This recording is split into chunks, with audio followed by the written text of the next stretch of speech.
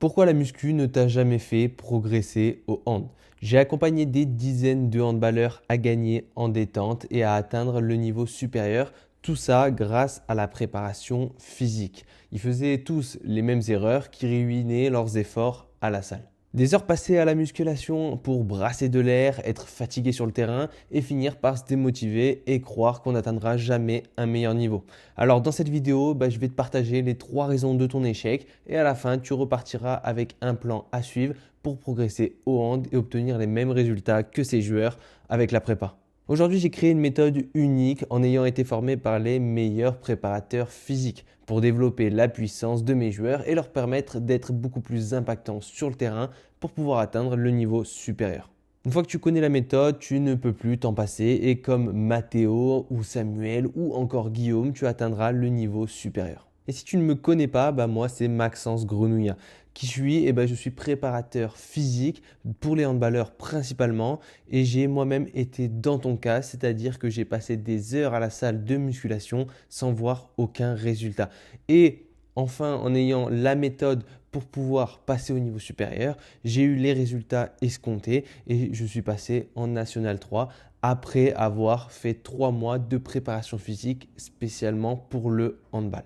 La première chose qu'on va voir dans cette vidéo, c'est tout simplement le problème que tu fais aujourd'hui qui est de faire, comme je te le dis, de la musculation classique. Moi, je t'ai bien dit que ce qui m'avait aidé, c'était la préparation physique handball. Il va falloir faire la différence entre ces deux entités. Le premier, c'est donc la musculation classique. Qu'est-ce que tu vas venir faire? Tu vas venir faire des séances triceps, tu vas venir faire des séances jambes, des séances dos, biceps, enfin bref, tu vas faire des séances pour des joueurs qui veulent juste devenir meilleurs à la musculation. Sauf que nous, on est des handballeurs et on ne veut pas faire tout ça. On veut arrêter tout ce type de séances-là. On veut se mettre à faire plutôt des séances de type force. On va aller chercher de la force. On va aller faire des séances plutôt puissance ou encore des séances plutôt explosivité. Parce que, en gros, si tu veux améliorer ton niveau sur le terrain de hand, il va falloir arrêter de penser en muscle, mais penser en qualité physique. Quand tu veux sauter plus haut, quand tu veux tirer plus fort, c'est pas de faire des séances pecs et de grossir des pecs qui va améliorer ça sur le terrain. Si tu veux vraiment être meilleur dans tous ces compartiments-là, il va falloir travailler les choses qui comptent vraiment au hand, qui sont les différentes qualités physiques, comme la force, la vitesse, l'explosivité, l'endurance ou encore la mobilité.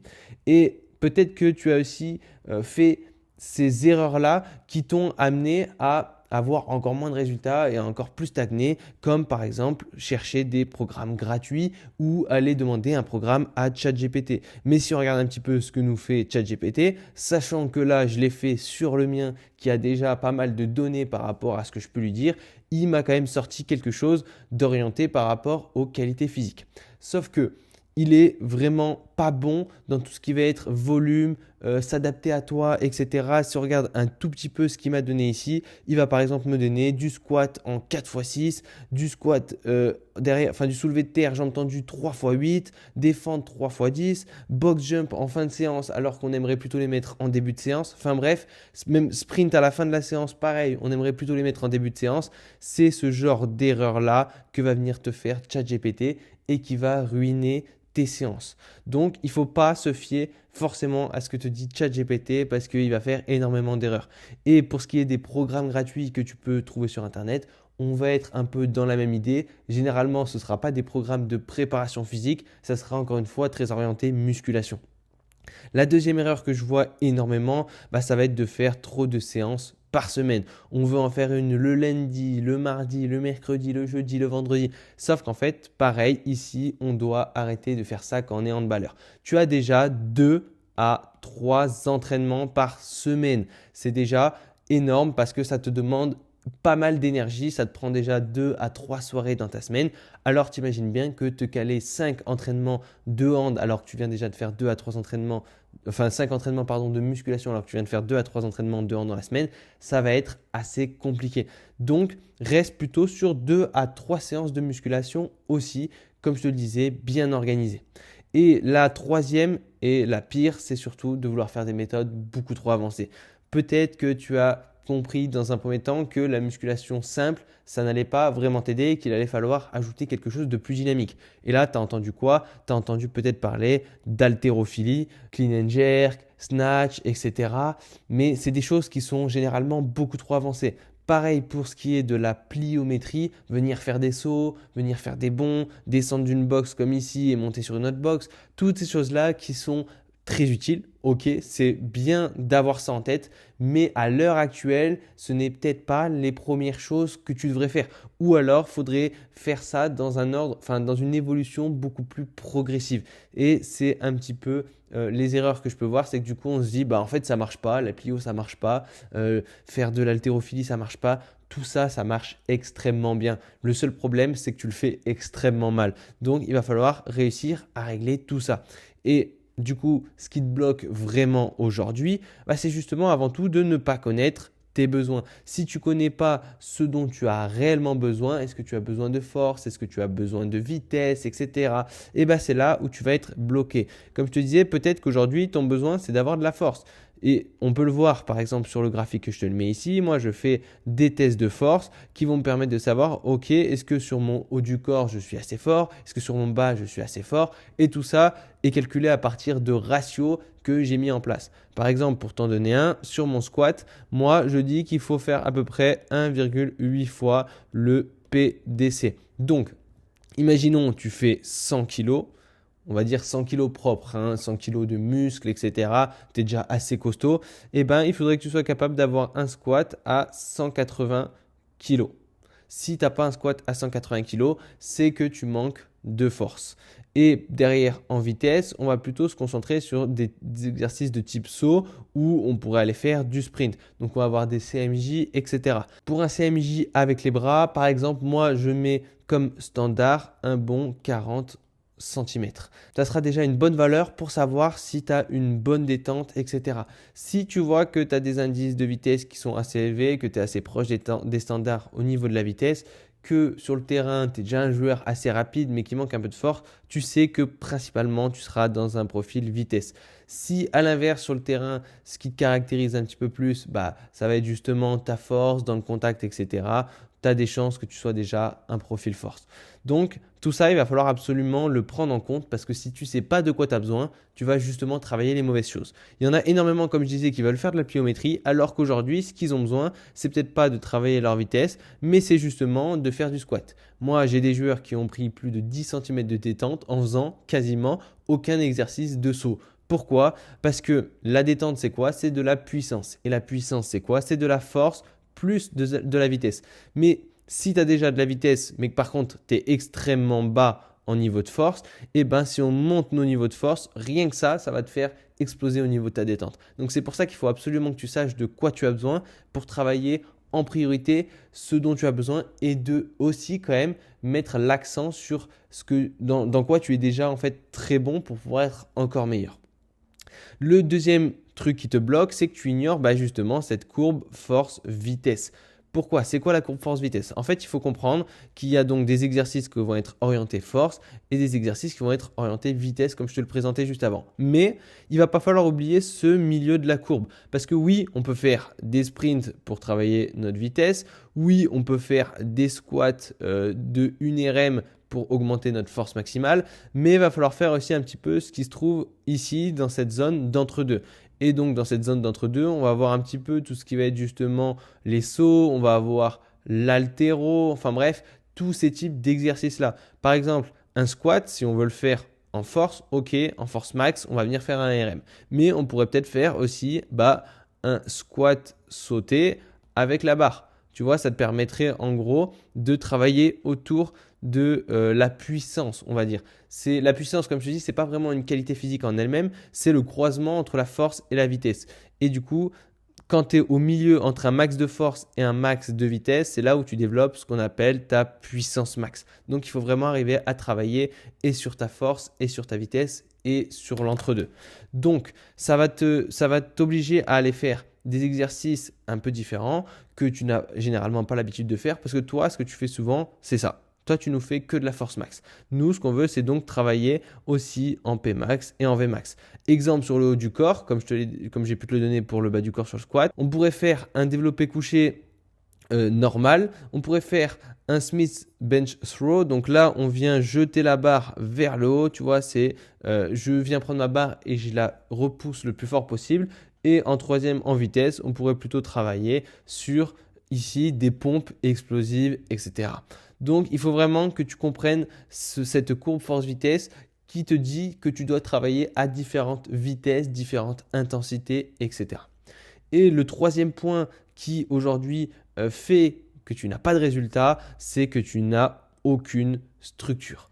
Quand on n'a pas de structure, on ne sait pas où on va, on ne sait pas ce qu'on doit faire, on ne fait jamais la même chose, on est tout le temps en train de changer. Et qu'est-ce qui se passe? On est démotivé, forcément, on perd l'envie d'aller à la muscu, on a l'impression que ça sert à rien, alors que je peux t'assurer que la muscu, ça sert énormément. Mais voilà, ça va faire que si tu n'as pas de structure, tu vas avoir des séances mal placées dans ta semaine. Tu ne sais pas quand est-ce qu'il faut que je fasse tel type de séance. Est-ce que là, j'ai 2 séances, je dois faire plutôt de la force, plutôt de la vitesse. Tu vas mal construire tes séances. Comme je te montrais avec ChatGPT, il va mettre les exercices de vitesse à la fin de la séance, alors que nous, on aimerait plutôt les faire en début de séance. Tu vas faire des mauvais choix d'exercice. Comme ici, je te le disais, tu vas faire principalement des trucs genre développer couché, développer haltère, développer incliné haltère. Mais tous ces types d'exercices-là qui sont vraiment utiles pour travailler ta puissance et ta vitesse, tu vas les négliger. Donc comme je te disais, zéro résultat et baisse de motivation directement dans la foulée. Donc il va falloir arriver à changer tout ça pour pouvoir enfin performer avec sa préparation physique. Et du coup, je vais te donner un petit plan d'action à suivre pour que tu puisses avoir enfin les résultats que tu souhaites.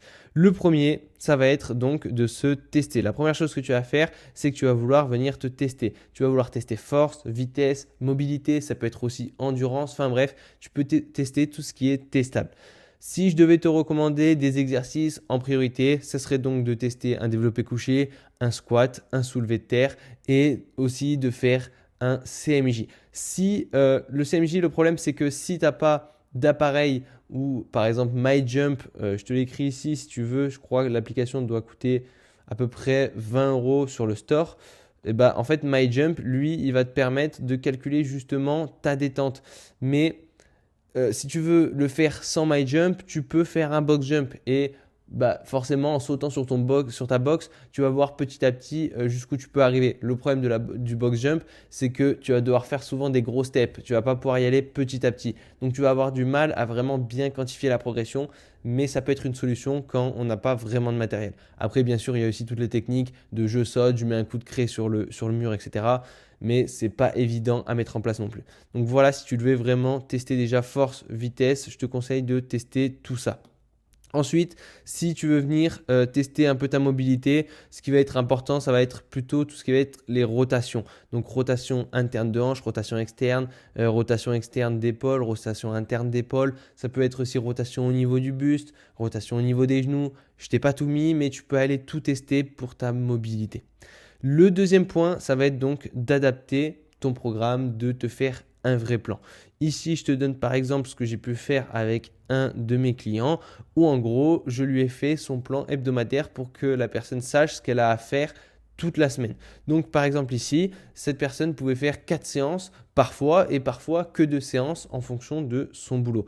Donc je lui ai dit ok, on va faire 2 séances en priorité. Ces entraînements de hanches sont donc le mardi et le jeudi, donc j'ai organisé autour de ça pour mettre mes séances prioritaires le lundi et le vendredi. Ça va être donc une séance qui va être orientée plus bas du corps, focus force par exemple pour le lundi, et une séance plutôt orientée vitesse pour la fin de semaine. Cette personne ayant besoin de force, c'est pour ça que je veux absolument une séance force, mais je veux quand même garder une séance vitesse, d'autant plus en fin de semaine, parce que si tu fais une séance force en fin de semaine avant le match, ça va être compliqué.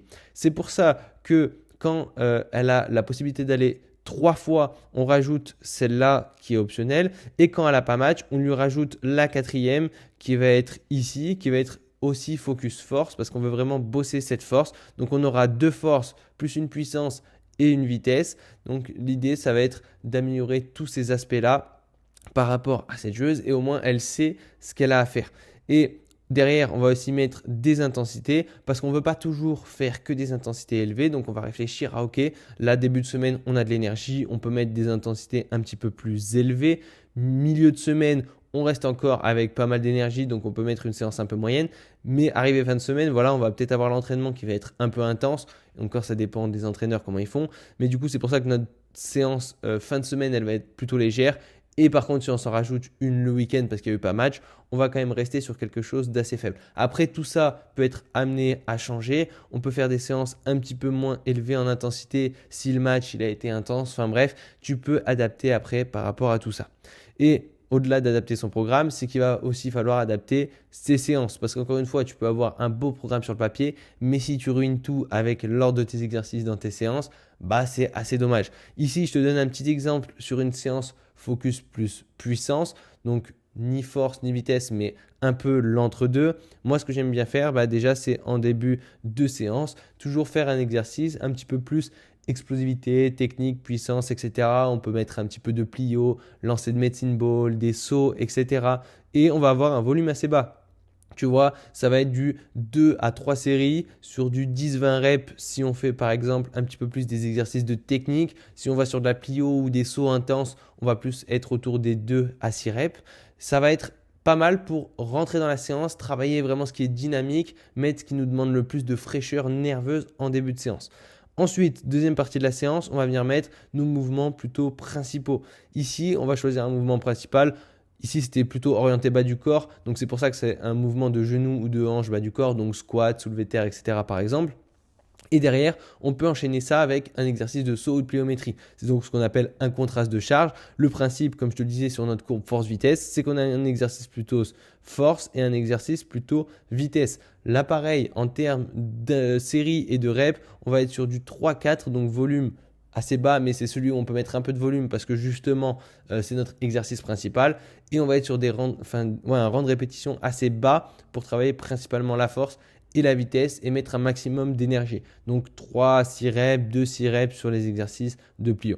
Ensuite, on peut mettre un petit mouvement de renfort. Si on était plutôt sur le bas du corps, forcément, on va peut-être travailler un petit peu plus le haut du corps. Moi, j'aime bien travailler en full body. C'est plus simple de travailler comme ça. Enfin, c'est mieux parce que ça permet de mieux répartir dans un sport comme le hand ou à l'entraînement, etc. On utilise un peu tout le corps. Là, au moins, ça va te permettre de faire des séances qui répartissent un peu le travail plutôt que de te fumer les jambes ou de fumer le haut du corps alors qu'on a besoin et de nos jambes et de notre haut du corps au hand. Donc, ça permet de mieux répartir et de se sentir moins fatigué sur une zone pour les entraînements d'après.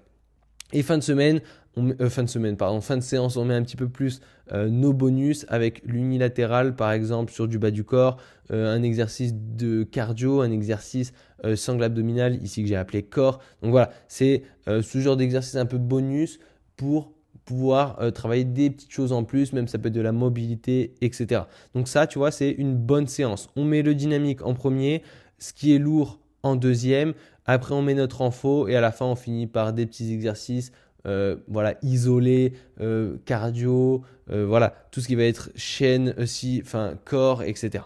Donc, si tu veux une bonne structure séance, je te conseille de suivre ce type de structure de séance. Sachant que par exemple, si tu fais une séance force, tu n'es pas obligé de faire cette première partie explosivité. Par contre, sur une séance vitesse, cette partie, elle va être aussi là et on va peut-être principalement remettre derrière des mouvements pareil, avec plus d'intensité, moins de volume, plus de vitesse. C'est le principe de notre séance vitesse.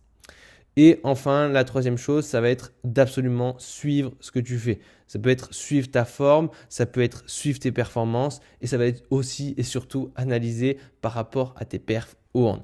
En fait, si tu suis jamais ta forme par exemple, tu sais jamais comment ton corps il fonctionne. Ici, je t'ai pris l'exemple de moi, ce que je récupère avec mes joueurs. Par exemple, je leur demande chaque fin de semaine leur RPE de la semaine. Donc, c'est comment ils ont senti, comment ils ont perçu l'intensité de leur semaine. Est-ce que c'était une semaine compliquée, etc. avec les entraînements? Tu vois, par exemple, ici, c'est un des joueurs qui a eu qui a eu beaucoup de boulot pendant la semaine, les séances, l'entraînement, tout ça, ça a été compliqué. Il a eu 2 semaines un petit peu compliquées, mais derrière, on peut ajuster un petit peu les séances. Tu vois, par exemple, au niveau des entraînements, il a perçu les séances un peu plus basses ici sur la deuxième semaine parce que j'avais sûrement ajusté l'entraînement par rapport à tout ça. Donc, il faut absolument que tu suives toutes ces données-là pour savoir, OK, est-ce que là, je dois ralentir? Est-ce que je dois accélérer? Comment je fonctionne? Est-ce que je fonctionne par période? Est-ce qu'il y a des moments où ça va aller mieux? Enfin bref, il faut que tu regardes tout ça. Et il faut que tu corrèles ça un petit peu avec tes propres performances. Par exemple, bon là, ça pourrait être n'importe quoi. Si on dit développer couché, bah on voit 98, on voit que un mois après, on est monté à 115, etc. Enfin bref, peu importe, mais il faut que tu regardes un petit peu. Est-ce que tes données elles montent? Est-ce que tu stagnes? C'est des choses qui vont être assez importantes. Il ne faut pas être toujours la tête dans les données. Je ne sais pas ce que je dis, mais il faut quand même suivre un minimum ce que tu fais. Parce que aussi, ce qui va être intéressant quand tu as une application pour suivre tes résultats à l'entraînement, ça va être que tu vas savoir à chaque séance, OK, combien j'avais fait la séance d'avant, je vais essayer de mettre un petit peu plus pour mettre en place ce qu'on appelle la surcharge progressive. Et si tu ne mets pas en place cette surcharge progressive, bah, c'est là où tu peux généralement stagner. Si tu fais la même chose pendant 4 semaines d'affilée, bah, il y a peu de chances qu'il y ait des évolutions. Ton corps s'adapte et tu lui donnes plus assez pour qu'il s'adapte encore plus. Il est déjà trop adapté. Donc, ça va être important de suivre ce que tu fais pour t'améliorer chaque semaine. Et le plus important, mais vraiment le plus important, ça va être de est-ce que ce que je fais sur le terrain, à l'entraînement, ça répond à vraiment les attentes que je veux. Est-ce que je suis plus puissant? Est-ce que je me sens mieux sur mes appuis, etc. Si c'est le cas, c'est que tout ce que tu fais se passe très très bien. Même si par exemple tes performances en muscu diminuent, mais que tes performances au hand augmentent, on s'en fout. Nous, notre objectif final, c'est d'être plus performant au hand. Le mieux évidemment, c'est d'avoir les deux qui montent, hein, c'est toujours plus gratifiant, mais notre vrai test final, ça reste quand même le handball. Est-ce que je m'améliore sur le terrain? Est-ce que ce que je fais sur le terrain est meilleur ou non? Si oui, c'est qu'on va dans le bon sens. Sinon, c'est qu'il faut peut-être regarder pour changer quelque chose. Donc voilà par rapport à ton petit plan que tu dois absolument mettre en action. Mais si tu ne fais pas l'effort de faire à minima ça, de te mettre en gros un plan structuré, je peux t'assurer que tu n'auras jamais, vraiment jamais les résultats que tu veux. Moi, je le vois avec moi-même. En fait, quand je me dis j'ai les connaissances, je suis préparateur physique, voilà, je sais ce que j'ai à faire à la muscu, je sais ce que je dois faire dans mes séances. Et ben, je peux te dire que si je ne mets pas tout à plat, je pars un petit peu dans tous les sens. Et même quand je mets tout à plat parce que je n'ai pas un regard externe de quelqu'un, bah, c'est très compliqué. Et c'est pour ça que même moi en tant que préparateur physique, bah, je fais faire tout ça par quelqu'un. C'est-à-dire que j'évite de le faire moi-même. Je prends moi-même un préparateur physique parce que c'est beaucoup plus simple d'avoir un regard externe d'une personne qui vient de dire OK, fais ci, fais ça, tu as besoin de ça, etc. Plutôt que quand c'est toi, tu te notes des choses, mais en vrai, tu as tendance à noter ce que tu as envie de faire des fois. Tu as tendance aussi à, dans ta séance, changer un peu tous tes plans parce que tu t'en fous de changer ton propre travail. Mais quand c'est le travail de quelqu'un, voilà, tu te dis, je vais respecter ce qu'il me dit parce que s'il me l'a dit, c'est qu'il y a une bonne raison en théorie. Enfin bref, une fois que tu as ce plan d'action, tu es peut-être encore un petit peu perdu sur ce que tu dois vraiment faire. Et pour ça, ben, je t'ai créé un petit guide qui est le guide prépa handball. À l'intérieur de ce guide, justement, je t'explique comment organiser cette préparation physique autour du handball. Je te réexplique un petit peu tous les points qu'on a pu voir ici un petit peu plus en détail avec pareil des templates de séances pour pouvoir justement créer tes séances. Mais l'idée, c'est pas de copier-coller les templates, c'est vraiment de, en gros, venir faire toute la structure d'avant, savoir qui tu es, savoir de combien d'entraînement tu as besoin, de quelle qualité physique tu as besoin de travailler, etc. pour après venir adapter ces templates à toi. Mais ils sont là pour pouvoir te faire passer à l'action rapidement. Et l'idée vraiment de ce guide, c'est que tu sortes avec un premier programme spécifique au hand qui sorte enfin un petit peu de la muscu pour que tu aies tes premiers résultats assez rapidement. Si tu veux le télécharger, il est gratuit. C'est le premier lien en description. Tu as juste à cliquer dessus, tu laisses ton mail et je te l'envoie directement. Donc voilà pour cette vidéo. Si ça t'a plu, bah, n'hésite pas à laisser un petit like, à me dire en commentaire si tu veux que je fasse plus de vidéos de ce style ou si justement tu as des questions. En tout cas, moi, j'ai pris énormément de plaisir à vous faire cette petite vidéo. J'ai vraiment à cœur de pouvoir donner un maximum de valeur comme ça, de pouvoir vraiment vous aider à comprendre comment s'entraîner pour un handballeur pour pouvoir devenir plus puissant, avoir plus d'impact sur le terrain et enfin atteindre le niveau supérieur. Sur ce, on se dit à très bientôt. Ciao les handballeurs.